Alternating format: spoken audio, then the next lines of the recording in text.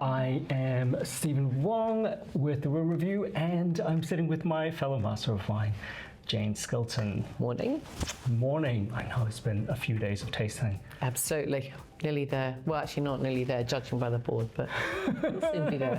We've done a number of trips around New Zealand recently, tasting together, which is great fun. It's much better than doing it by myself. And the most recent one was Central Otago, and we stayed, was it nearly a week? Yeah, we did. Yep. It was a good way to have a look at the region. Absolutely. Get a feel for it. You tasted quite a lot of the new vintages, and it was Chardonnay and Pinot in the main. Yep, that's all I did this time. Yep. Well, then let's talk about Chardonnay and Pinot from Central Otago. Okay. And we've been doing this for a number of years, so let's dive into it. Did you have any takeaway impressions of this new vintage of 2024 from Central Otago?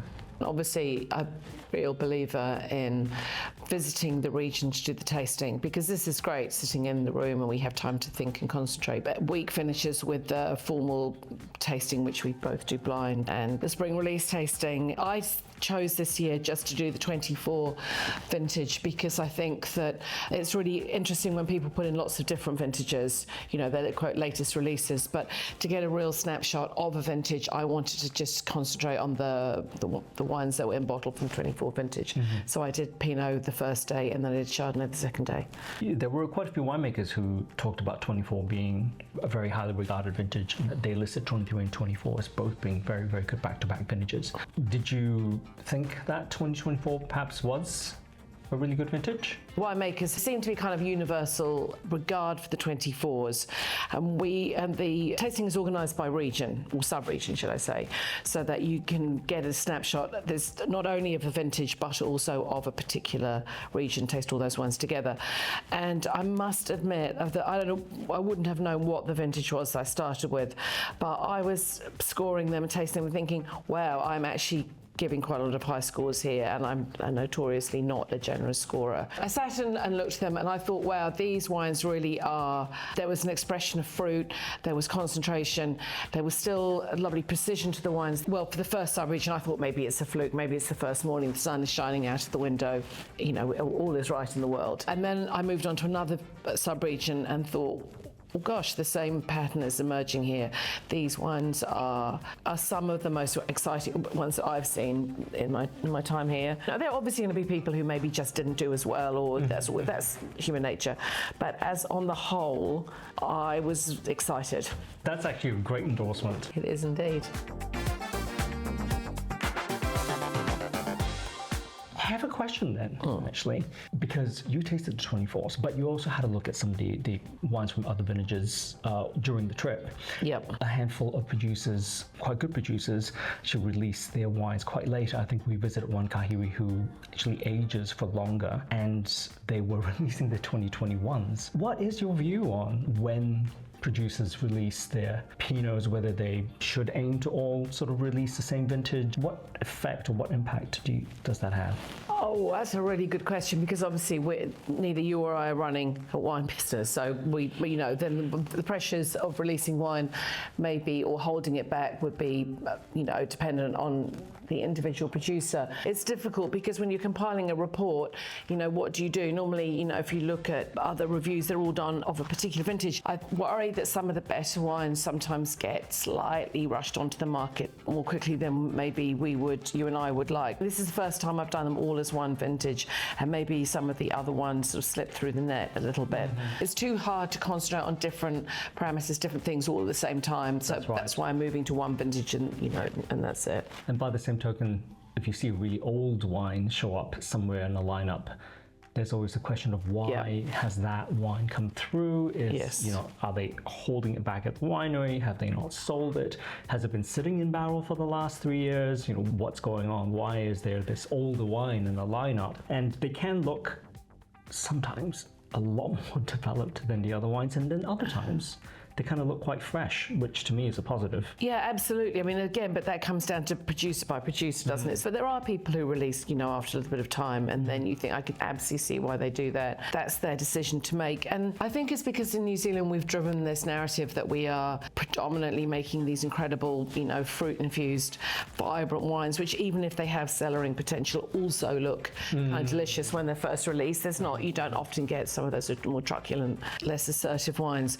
And I think as we develop and grow, people will suddenly will start to realise that actually we make more things age-worthy. At the moment, if I see an older vintage, there must be a reason for it being released later. And sometimes they do look a little bit like they're sort of just older, not necessarily better. Yep. You mentioned how you were moving from sub-region to sub-region before, and we were tasting the sub-regions wines, so we didn't actually know which sub-regions they were. No. I think we both tried to have a little bit of a stab of figuring out what they were.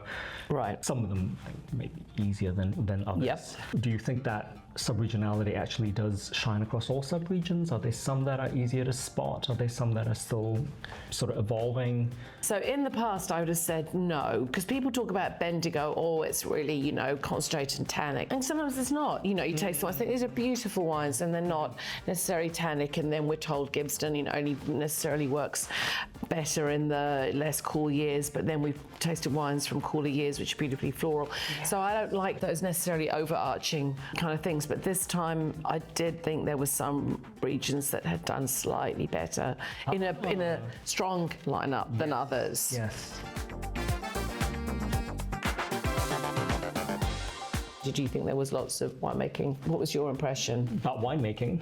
Yeah, I think that it's funny you mentioned whole cluster, because that's probably one of the two big things that do still stand out, that and a particular use of oak. Yep. That whole cluster, I think there was that period when a lot of wines were showing it, and it seems to have settled a little bit more now. So those who are very, very much in a whole cluster camp are still, making very whole bunchy wines, and then others have kind of stepped back on it, and it's less evident in them now, which makes the whole cluster wines stand out even more. Almost to the point that I feel like if we were sort of passing glasses around, we're like, I wonder who made that. But that's a winemaking stamp in my view. Whereas the traditionally very extracted oaky styles that went with the very sort of, in the masterclass, they were calling the fruit jam style. Those wines have become less common. Yes. Yeah, because I must have said it a million times, but tasting one of my first Pinots from when I was here in New Zealand in 1990, and really it was super, super, super light. And so you can imagine that as the industry changes quickly, and then suddenly you can get flavour and tannin and fruit, and it would be very easy, I think, to think to yourself, well, and make these sort of quite beautifully opulent, decadent styles. But you've got to say that I think winemakers here are super receptive to change. They haven't got those sort of trenchant views. Oh, well, I'm going to make it this way, and I think they're very aware. You have to be aware, I think, in New Zealand of what's going on offshore. We're reliant on exports, and so you suddenly think, well, actually, I've proved I can do this. I've proved I can make wines with plenty of fruit, ripe tannins, etc., etc. And now I can relax and think, well, I'll find my own path through this to a more maybe compelling space. I feel like that's where whole bunch started to really take hold, especially in Central Otago, because they were seeing wines with so much fruit, and they know it's easy. I wouldn't say easy, but fruit comes in naturally to the region because of its climate and soils and ripeness levels. So with that already in the basket, what could they do to add a little bit more to it to spread that fruit across a wider bed of structure and tannins and perfume? But then there's also other people who've kind of gone the other way and just reduced the extraction and made more delicate wines that way. What's your view on this sort of slow shift towards a lighter, well, I don't know if lighter is the right word, but maybe a bit more transparent style of Pinot? I think early days, but I would like to think that we are moving now to the position where we are going to become producer-led, not necessarily regionally led, so that I can Burgundy. I've got to be honest, because there are going to be people who still like X style or Y style or whatever, but it's going to be, so now if I taste a sub-region and I can see maybe some whole bunch or particular use of oak or these, more floral styles or the slightly richer styles, then I think, oh, that's a producer who's now taken the fruit from this particular thing and putting their stamp on it. And that, I think, is genuinely exciting. In 24, I think nature had bestowed them really quite a lot to work with. That almost gave them breathing space to think, well, I've got so much fruit and richness and everything's going for me. Maybe I can now back off the, as you say, the extraction. Or the trouble is going to be, I think, keeping them, because there was some where I thought, oof, they are just that sort of puppy fat of youth. They look really delicious. And I'm like, oh, do we have the wherewithal or the patience to? And we don't have that much experience with how these sorts of Central Otago. No, that's a very good point. Yeah, that's a very good point. But they have structure and they have fruit, and of course, that's those are the ingredients we need. Absolutely, and bags of it. So no, they were. It was genuinely. I mean, it's when you walk in on the first morning, it's always just kind of very intimidating to see sort of hundreds of bottles in paper bags. But there was a joyousness, I think. Well, it has been a great pleasure talking Pinot with you, and I really hope I can bring you back to have a chat about Chardonnay. Definitely. If you are following and subscribing to The Real Review, you'll actually see Jane's reviews on varieties other than Chardonnay and Pinot popping up over the next few months, and hopefully we get to hang out again soon. That would be lovely. Really look forward to you. it. Take care, Steve.